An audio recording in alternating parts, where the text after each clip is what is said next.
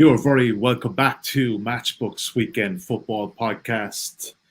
Not a terrific week last week, guys. A couple of goalposts were hit, crossbars hit even. I'm not totally sure how some of these bets didn't come up.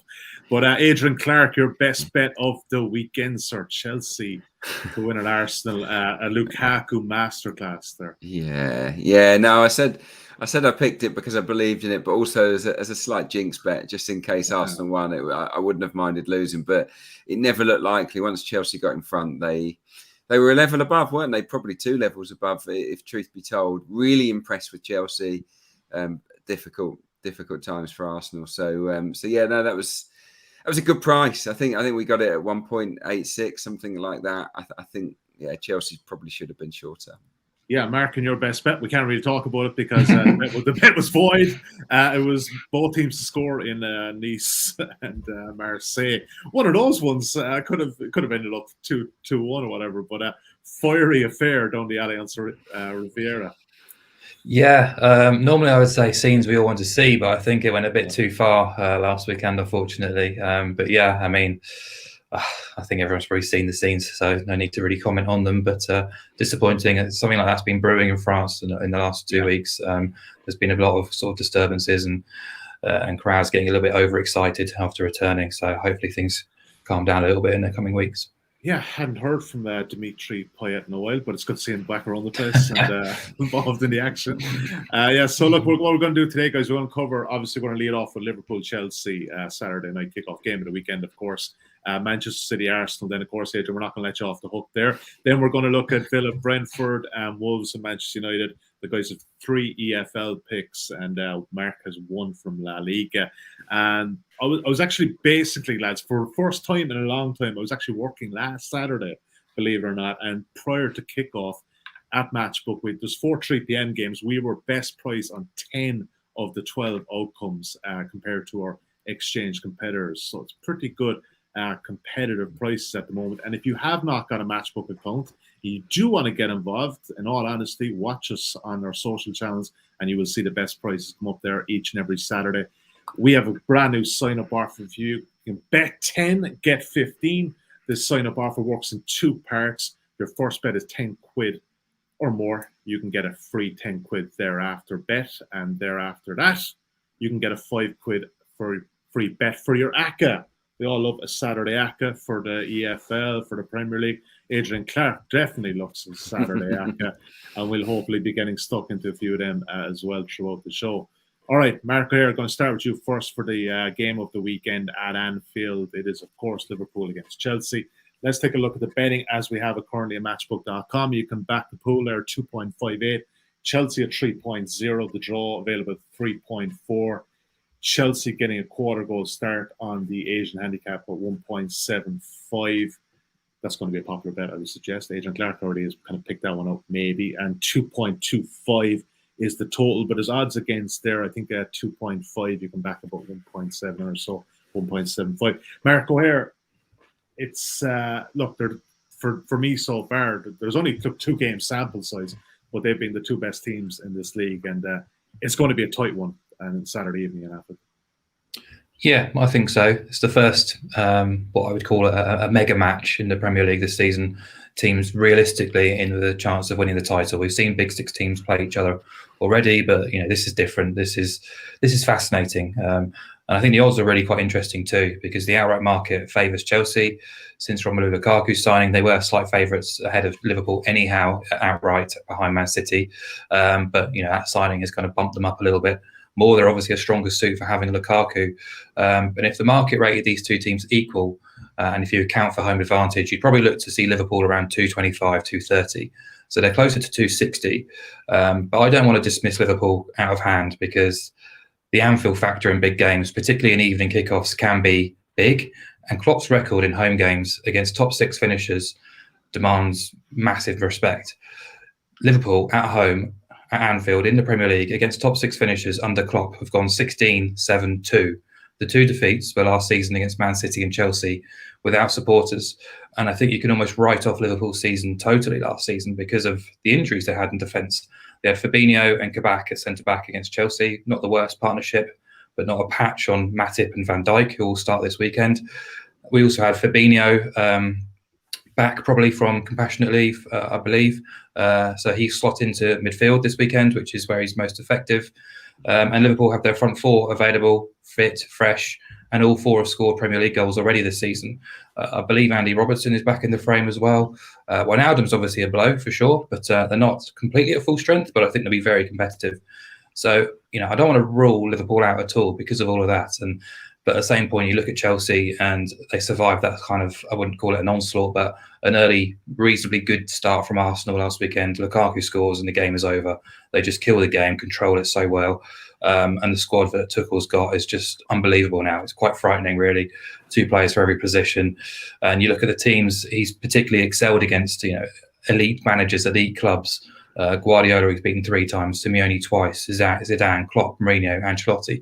You could go on. He's beaten them all with Chelsea. So they are major title challengers. I just wonder, and this is pure speculation on my part, there's no trends, there's no sort of analysis to this. This is just me in my head playing games with myself.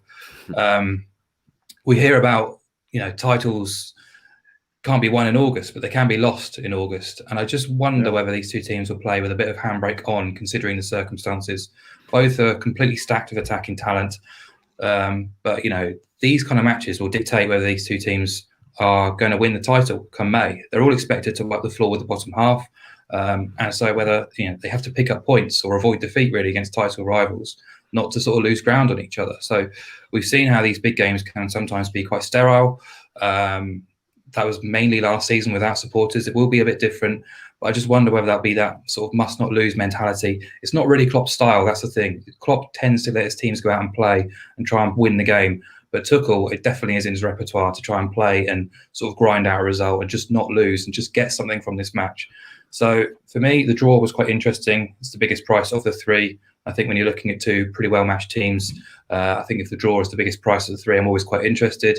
But then you just dig it a little bit deeper. If it is going to be a draw, I'd be surprised if it was 2-2 or above. So I've kind of chucked in under 2.5 goals alongside the draw because we're getting around 4.3 for that. So you're basically backing 0-0 or 1-1. Again, realistically, it's probably going to be a 1-1 rather than a 0-0. But yeah, it's my head playing tricks with itself really and just trying to second guess, mainly from the away team, what's at stake here. Do not lose this match because you don't be playing catch up to Liverpool. Come September after the international break. I think the fact it is an international break is quite significant. Neither of these 2 teams want to go into it with a loss to one of their title rivals. Yeah, fascinating matchup, Adrian, Clarke, and you look at those 2 managers, both ex-Borussia Dortmund managers, both ex-Mainz managers. But even look at Lukaku last week with Chelsea. He's not going to be able to bully these boys this weekend, surely. No, it's a different kettle of fish. Yeah. I mean, Arsenal didn't screen the service into him at all. Shape was all over the place, but Liverpool will be more compact, no doubt about that. And Van Dijk and Matip, I think, are one of the most underrated centre-back pairs around. Everyone talks about Van Dijk and Gomez, but Van Dijk and Matip lost their first ever match together against Swansea just shortly after Van Dijk arrived. They've not lost a game since. They've not lost one.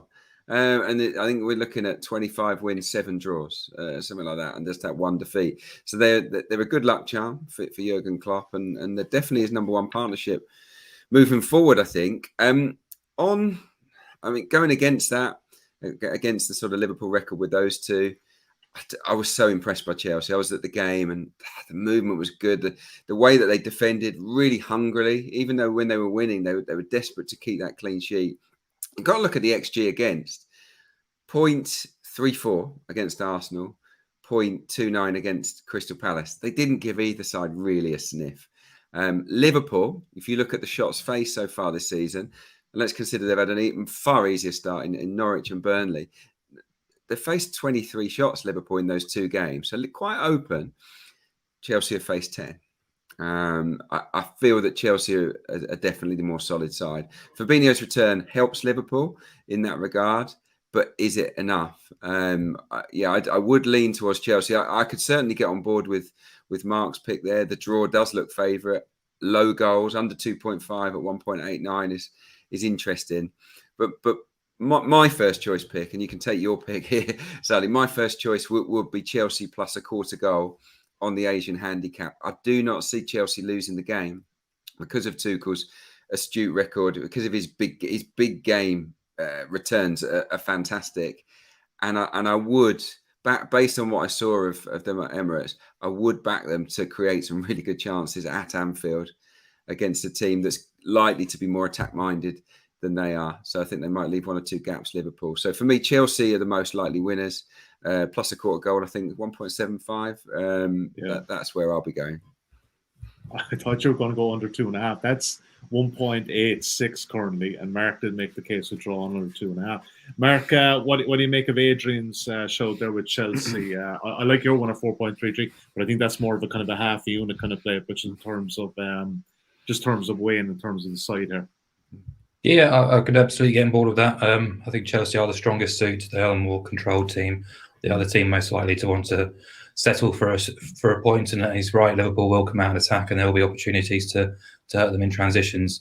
But yeah, I mean, it's a tight game, and in these tight games, I normally try and find something at a bigger price just to cheer on, because they have been quite not the most exciting affairs, should we say, in the last 2 years or so. So, but absolutely, I'd be fully on board with Chelsea plus a quarter, more so than Liverpool minus or Liverpool plus, anything really. I would imagine if you look back at since Tuchel took over, and you both know that I'm a bit of a Tuchel fanboy, but if you're back in this market since he took over, there isn't too many times you've lost money on this at all. The master tactician that he is. All right, Chelsea plus a quarter of a goal, and if you're listening to us on the podcast now, you couldn't see that on the screen. It appears on the site at matchbook.com. It's 0.5. Half your bet is on 0.0, which is also translated as draw no bet. And you're also keeping 0.5 on. So if it is a draw, you get paid 50% of the profit. I don't think that's too bad a bet at all, gentlemen. All right, let's move on. And Adrian, we'll come to you in a second there for this. It's been a small bit of money for Arsenal overnight, Adrian. You'd like to know, because you can back Man City at 1.28, Arsenal 13.0. They're 14.0 when I went to bed last night. Oh my goodness! 6.6. Well, look, the 7 goals. Was it 7 goals? 6 goals against West Brom. But you can back Arsenal on the Asian handicap at 1.75 at 1.93. That appears inside of 1.5/2.0, and the goal line is 3, 1.92, 1.96. Adrian, I wonder what Arsenal do. I mean, look, you covered them quite extensively for Arsenal TV with the breakdown, but I wonder, in terms of, even as a stock, if you equate this into a team as a stock, is it better to buy them now this weekend, or to maybe wait 1 week and buy them because they're have they bottomed out, do you think? Because I think there is improvement in them. There are some signs there. Oh, absolutely. Don't write off Arsenal season completely. When you look at the firepower they've got in forward areas, you saw it with your own eyes last night at West Brom, albeit against pretty much an under-23 side. So don't don't take too much stock by that. But it was a real confidence booster for Aubameyang, for Pepe, for Saka, for Lacazette. So look, Arsenal will score goals. They'll win a lot of games this season. But my question mark ahead of this game is on the manager and his approach. Really, now Mikel Arteta, all of his best results against the big teams have been when he's been cautious, when he's pretty much gone with 3 at the back or 5 at the back and played on the counter attack, and Arsenal had tremendous success with that. It feels this season as if he's just having the courage of his convictions to go the other way and say, right, I don't want to play like that anymore. This is our style, and we're going to perfect it. And that's be bold, assertive, squeeze up. We saw Lokonga joining the front 3 to press, and we saw the 2 fullbacks really high up on the opposite wing backs. And if it works, you'll suffocate teams like Italy did in the Euros, and you'll score goals. If it doesn't work and your pressing isn't good enough, or the other team are too good, they can pick you off. And Chelsea picked them off for fun. And my fear from an Arsenal angle here is that if we play the same way again, then Manchester City will do exactly the same as Chelsea. So I'm nervous about the game. If it was me, I admire Arteta for sticking to a plan and a philosophy. But in terms of the right ploy here, I would certainly go with a more cautious strategy. So yeah, I'm a little bit nervous, and we saw City against Norwich, carve them open for fun. It looked much more like the City of old. So yeah, I feel that this one is a total long shot for Arsenal. I think they are rightly huge underdogs. Their season really will start after the international break, when I think they'll be much, much better. My pick, yeah. Yeah. In terms of my selection, obviously you can't back City on their own. I would go for City and both teams to score no. Now I've softened on that stance given how good Aubameyang was last night and Lacazette and co. But I do feel that City conceded one shot against Norwich last weekend, none on target. They kept them at arm's length very, very well. Arsenal at the Etihad have struggled in recent years, so that would be my way in. But there might be other ways as well. But Manchester City and both teams to score no with my pick, which I think is about 1.9, 1.89. Yeah, I know they got caught in the opening night away at Brentford, but I mean, you look at that schedule. Chelsea at home and City away. It's a tough one for Arteta to start. And it's injuries, guys. You've got to take into account. Thomas Partey is a colossal player for Arsenal. He's missing. Ben White is easily their best central defender. He's missing. Arsenal still haven't signed a right back, so they're short there. It's and they've been missing Aubameyang and Lacazette as well. So there are extenuating circumstances, but it feels like City deserve their tag here as overwhelming favourites. All right, City to win and both teams to score no. 1.89 currently is Adrian's pick. Mark, you're going also with a City-based angle. Yeah, I think you've got to really. Arsenal going into this game as the biggest price they've ever been in the Premier League. I think the previous one was around 9-1 here at the Etihad in 2019. But you can't even call Arsenal value at the current price, considering the situation that they're in. But to put Man City's price into perspective, 1.28 to win this, they were the same price or a similar price to that when they hosted West Ham, Wolves and Everton at the Etihad last season without supporters. So that's where the market is rating Arsenal coming into this game, really.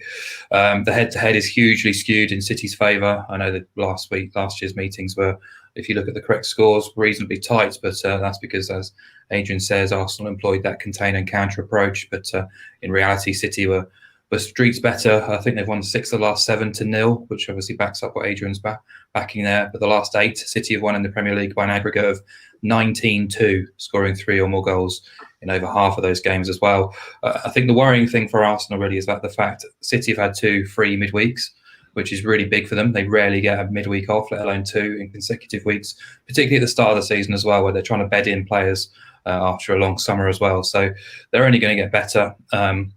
Last season against the Big Six, they averaged 2.18 points per game. They were the best performers in this patch as well. So I think it would be a big surprise if they didn't win. I thought Arsenal looked tired in the second half against Chelsea, ran themselves really hard in that first half, and they looked leggy in that second period, chasing the game. And there's still doubts over Lacazette and White and Tierney and Martinelli. Odegaard played midweek, but he's obviously just integrating into a new team. So I think with the first 11, I think Arsenal could be quite competitive. They did win 4 of 11 against the Big Six since the start of last season. They only scored 8 goals in those games, and those matches averaged 2 goals per game. So you kind of get an idea again, what Adrian's talking about in Arteta's normal style when he comes up against these big teams is to kind of just play a bit more cautious and pragmatic. But ultimately, their record away at the best 2 teams in England over the last 5 years, Man City and Liverpool, they've lost all 9 trips, conceded 3 or more goals in all but 1 of them, and exactly 3 goals in 6 of them. So, I mean, I'd be pitching this at City to win 2-0, 3-0 probably. But originally, I looked at City to win under 4.5 goals. If we can get that at 1.7 or above, I mean, that's probably pushing it. That'd be a fantastic bet, just because if Arsenal do get a goal, you've got another correct score on side. But I think City to win under 3.5 is absolutely fair enough at odds against. Arsenal have actually had 28 shots in their first 2 Premier League games, which looks all right. The XG of those shots, 1.54, and the XG per shot comes in at 0.06, which is the joint lowest in the division, which kind of goes to show they're just not getting into goal-scoring areas. They might be having plenty of efforts, but none of them are really threatening. So, again, just backs up what Adrian's saying about Arsenal probably not being able to get on the score sheet here. So 2 different ways of looking at it. I just went for the under 3.5 goals at the price. They're very similar ways. I think Adrian and Mark's way of the under 3.5 just covers us slightly, because, like you said, if there is just that Arsenal goal with a 2-1 win, it just is covered, and we get a better price at 2.1. Don't forget, folks, Mark mentioned it there, City and under 4.5 will be available on site. Again, it could be 1.7, it could be 1.75. We would very much recommend that, but it could also be 1.6, and we don't want to be giving you a 1.6 shot on the pod, but that'll also be available on site closer to kickoff as well at matchbook.com. All right, yeah, City to win and under 3.5 is the selected pay. Don't forget, you can check out the recap of all those bets at insights.matchbook.com. They'll be listed there from Thursday afternoon onwards. All right, Aston Villa Brentford is the next game on the slate. Mark, start with you for this one, but let's take a look at the betting. You can back the Villa at home at 1.99, Brentford at 4.0, the draw available at 3.6, Brentford getting a half goal start at 1.81, and 2.5 is the total. Mark O'Hare, both these sides just look pretty solid. They don't look like they're giving much away. They don't look like they're scoring too much. Even Aston Villa's 4 shots on target this season, 4 goals. They're just being efficient. They're not kind of blowing teams away.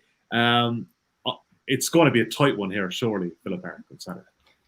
I found this one really, really tricky, actually. I came at it from sort of 3 or 4 different angles, and I could make a case for those 3 or 4 angles. But yeah, I think Villa, Dean Smith was really critical of their first half performance at Watford on match day 1. I expected a reaction against Newcastle. They won 2-0, but they weren't overly convincing.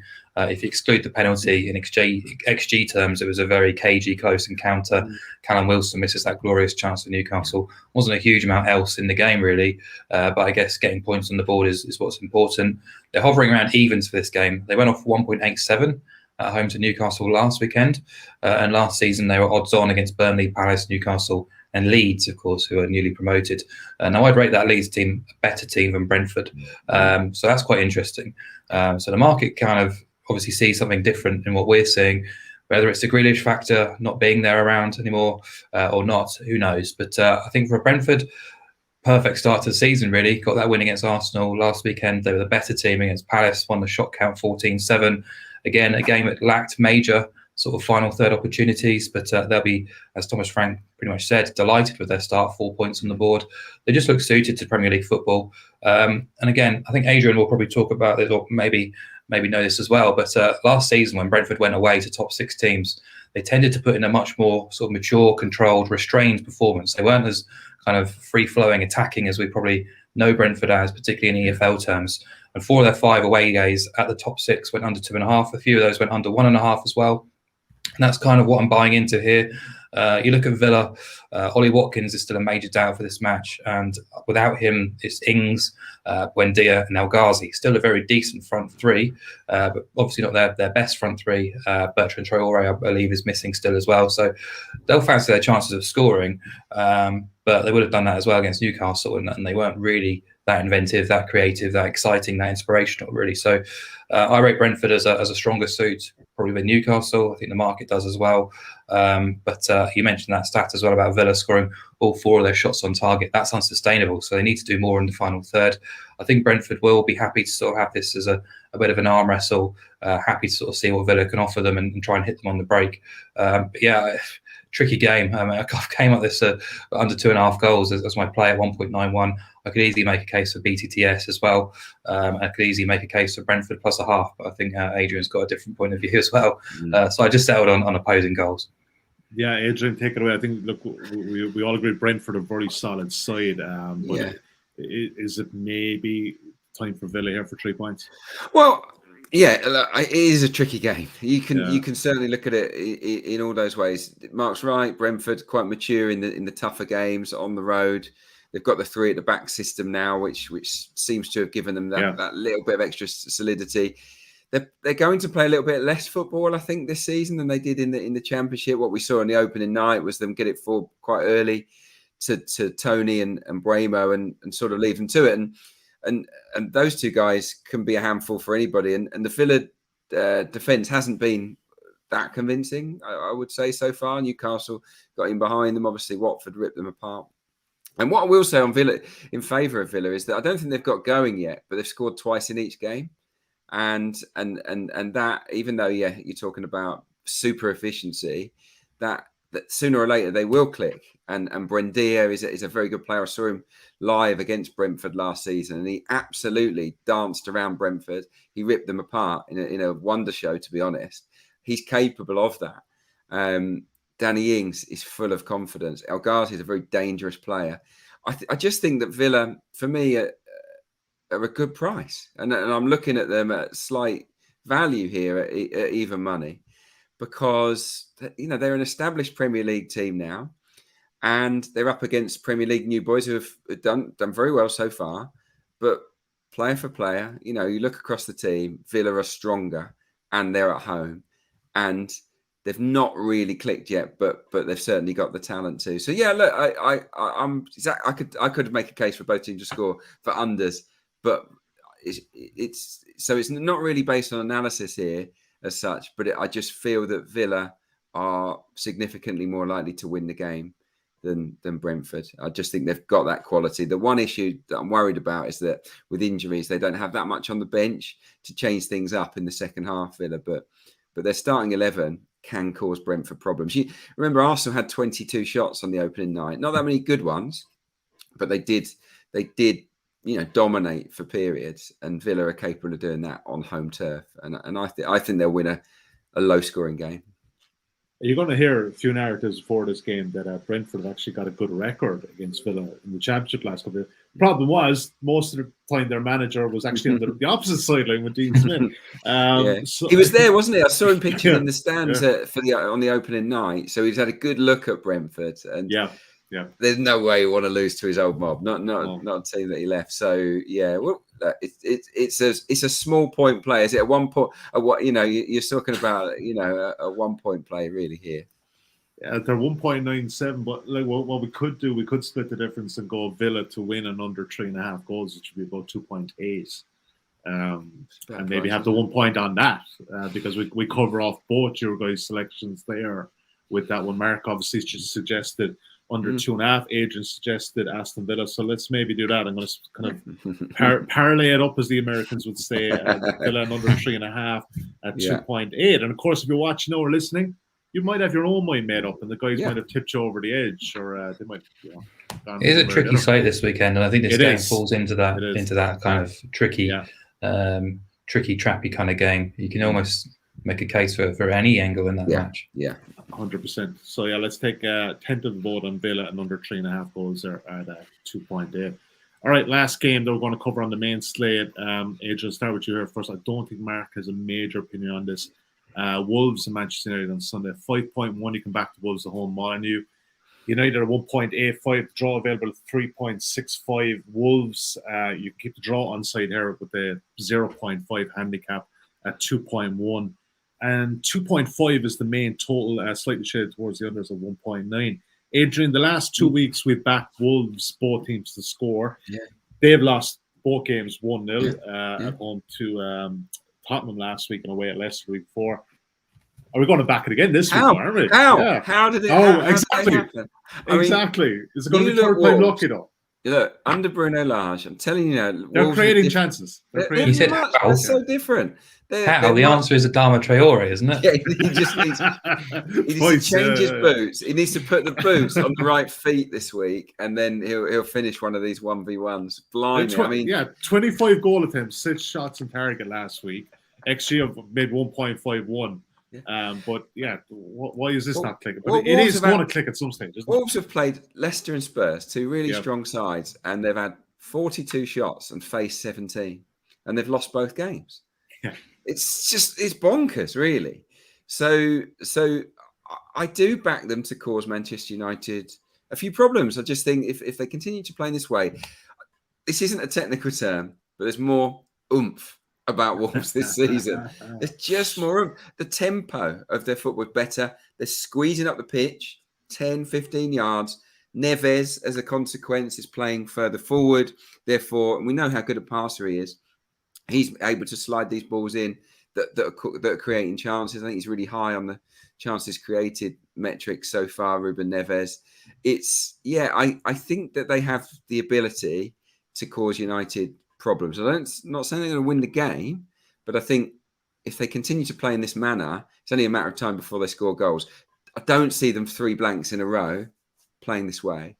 Raul Jimenez obviously not back to his best, but he's been getting into positions to score. Might be his day. So I like Wolves, and as for United, obviously fabulous on the opening day, not so good at Southampton, but We know about their away record; it's phenomenal, and we know that they almost always score. Pogba's playing brilliantly. Greenwood excellent. We know Bruno Fernandes is always worth a goal. I think this might be the day where Jadon Sancho comes in from the start. I can't see Martial getting another run out up top. Surely they make a change there. Yeah. So yeah, I think this would be quite a good game. I really do. I think Wolves will take the fight to United more than they usually do, and I think United will have a threat at the other end. Wolves for me are never the same without Willy Bolly. I think Willy Bolly is easily their best defender, and they're never as good a bet for a clean sheet when he's not around. So, yeah, look, it hasn't worked for us until now. I'm sticking with it. Both teams to score 1.86. Come on. Third time lucky. I look, in all honesty, Mark was making the point there regards Villa, and that can't sustain the shots on target. Yeah. This one can't sustain either.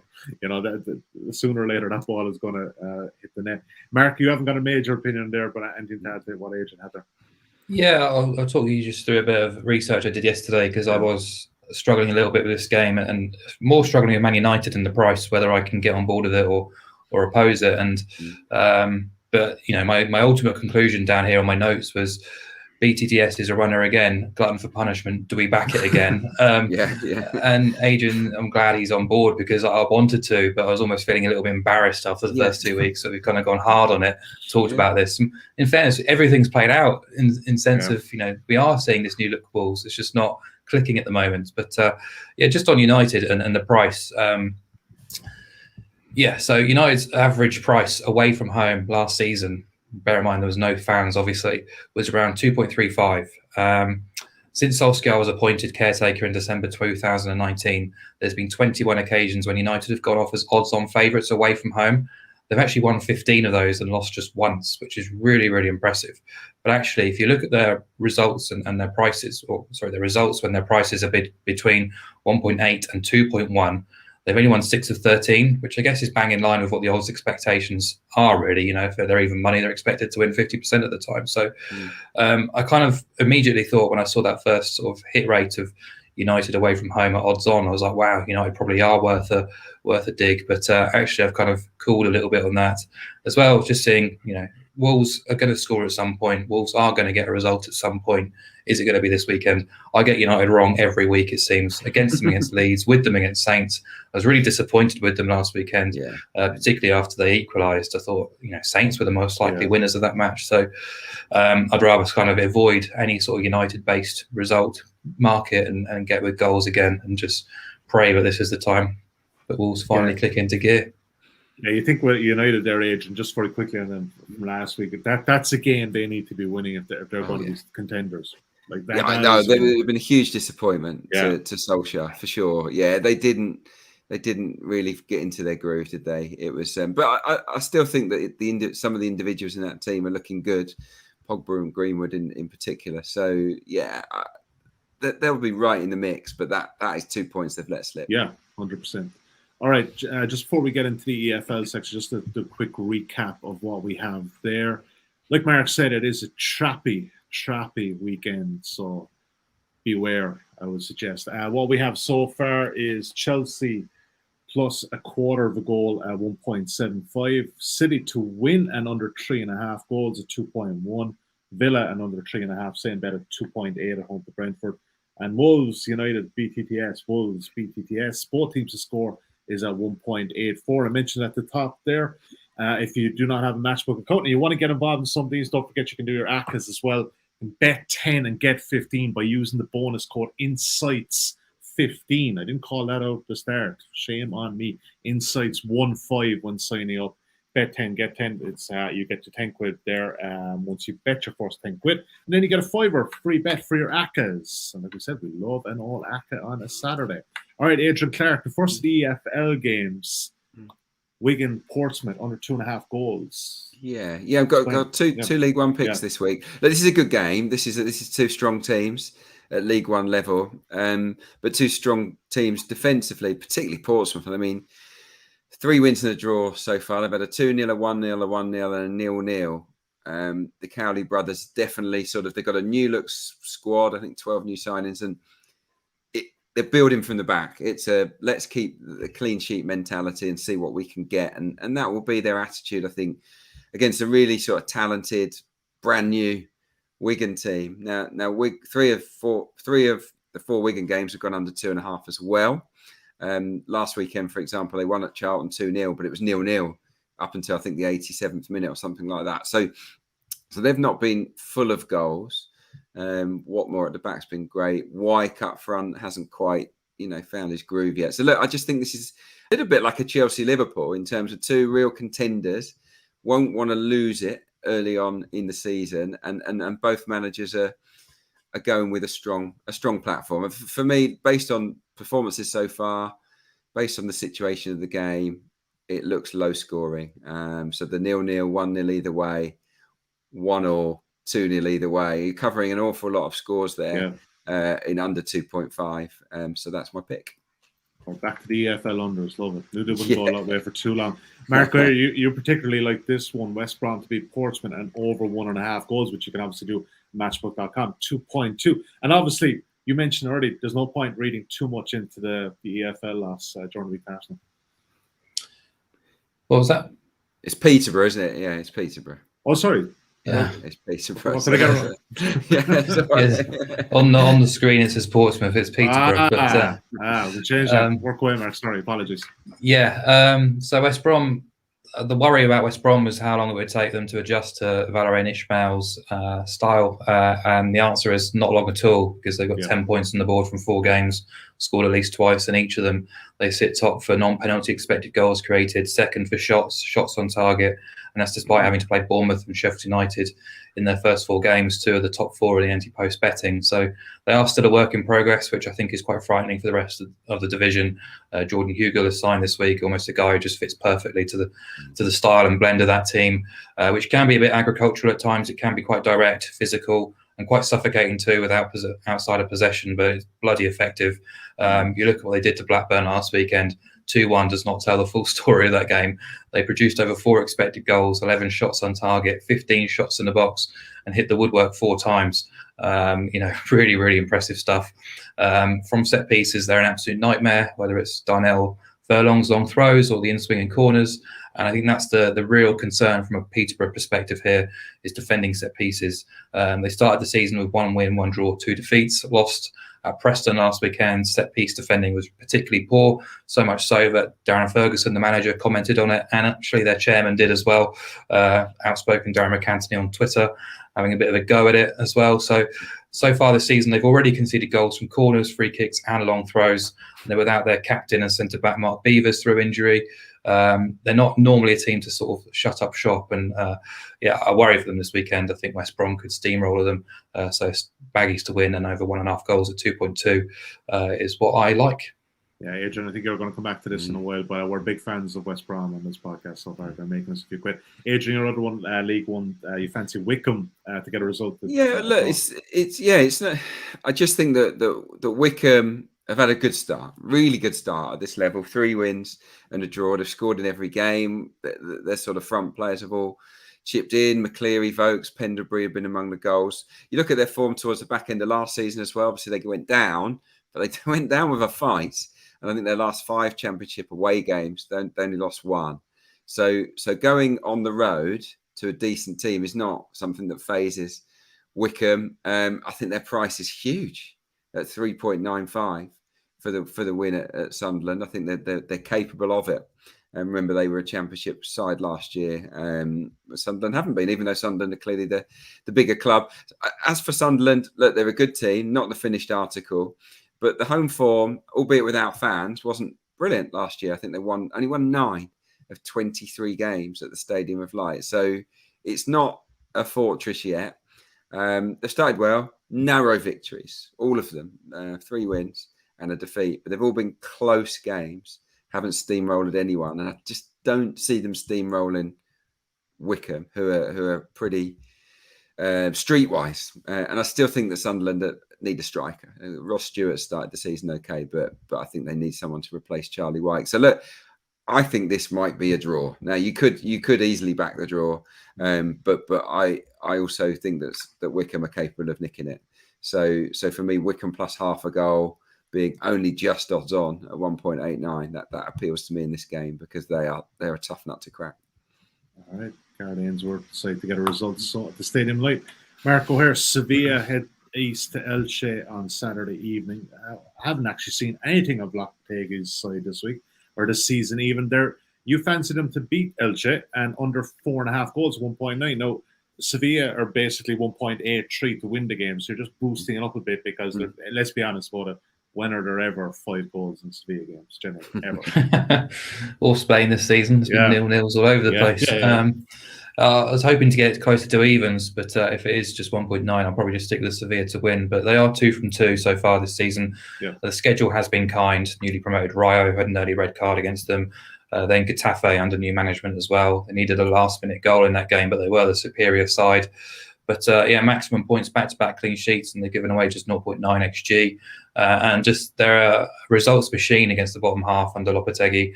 In 40 games against the bottom half under Lopetegui, they've won 28, drawn 8, and lost 4. Look at purely away games over those 2 seasons. 15-2-3 in their favour, a 75% win ratio away at the bottom half. Just exceptional stuff. They scored in all 20 of those games. They kept 11 clean sheets. So immediately you look at their 1.84 on the match odds and think there's value there in Sevilla.